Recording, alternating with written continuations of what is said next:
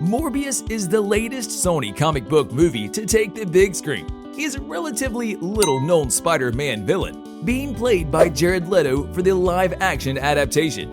For those of you who don't know, Sony originally owns the rights to the web-slinger and his library of characters, and is looking to establish their own cinematic universe.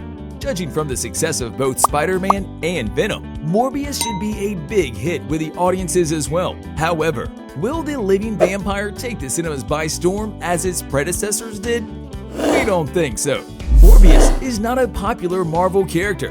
Morbius was originally created by Roy Thomas as his idea of an original monster.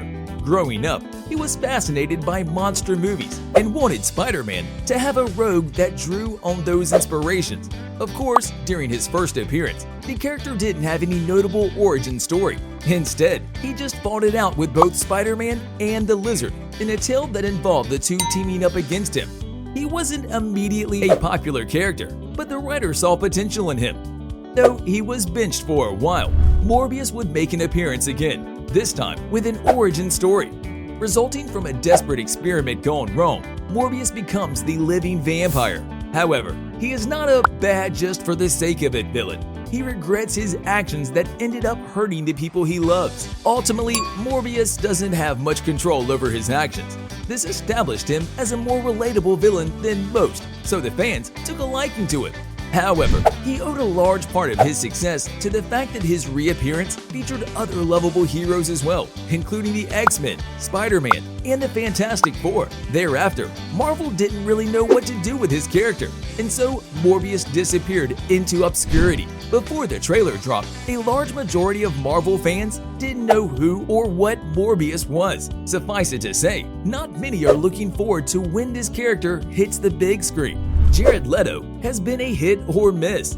Jared Leto, known for his roles in Blade Runner 2049 and Dallas Buyers Club, and perhaps most importantly, the Joker in the Suicide Squad, is returning to play a comic book character as Morbius. In his previous outing as the Joker, Jared Leto has been less successful in garnering favorable attention from fans. His version of the Joker was deemed atrocious, and while that has a lot to do with the way the character was written, we don't think much will change with Morbius. Morbius is an experiment that could do more bad than good for Sony. Look, we aren't saying that Sony shouldn't run with it, but just stating that all of Sony's previous successes will not translate into Morbius being a box office hit. Spider-Man has been portrayed throughout 3 generations, and so filmmakers sort of knew what strikes a chord with the audience and what doesn't. Similarly, Venom has also made an appearance in a Spider-Man movie before, and is a wildly popular character in the Spider-Man mythos. With Morbius, the producers don't have a lot of information to go off of. As we've stated before, his comic book run also doesn't offer much to draw inspiration from. Just like Carnage, who is a much better known character than Morbius, was butchered by his live screen adaptation. We think Morbius might suffer the same fate. The film's release has been pushed back several times. Sony had a perfect chance to capitalize on the hype surrounding Morbius, but ended up pushing back its release several times. It had an initial release date of July 2020. Since then, the movie has been pushed back 6 times, in increments a few months at a time. It's even sparked a popular meme at this point, the "All 3 Morbius fans are upset" meme, owing to its consistent delays. Should the movie have been released earlier? Only time will tell. Problem with the format. Marvel had a great idea post-Endgame when they decided to give their lesser-known characters a TV series each. As the original Avengers gave way for the new Avengers to take the spotlight, Marvel crafted amazing stories for each of them to take their place in the MCU. If anything, Marvel proved that for lesser-known characters that warranted more fleshing out, TV series were a great way to go about it. That is not to say that these characters would be limited to the small screen, as everything is connected in the extended Marvel universe.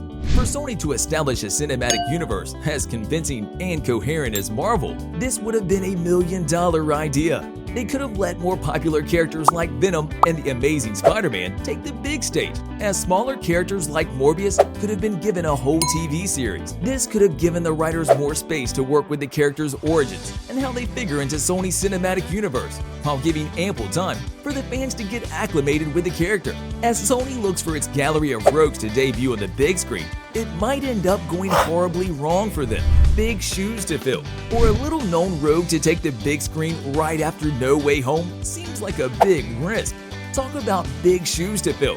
When it comes to the superhero genre of movies, Marvel has set the standard too high, one that they have trouble keeping up with too at times. It's obvious after the fact Endgame premiered, Marvel had to open up the multiverse in the latest Spider-Man movie just to keep up with fans' expectations. Sony does not have much going in its way in that department. While they do have a larger Amazing Spider-Man verse they could tie the movie up with, keep in mind that the Amazing Spider-Man movies weren't well received by the fans. It was only after his cameo in No Way Home that fans saw how much of a literal Amazing Spider-Man Andrew was and started petitioning for the long-forgotten Amazing Spider-Man 3 movie to be made.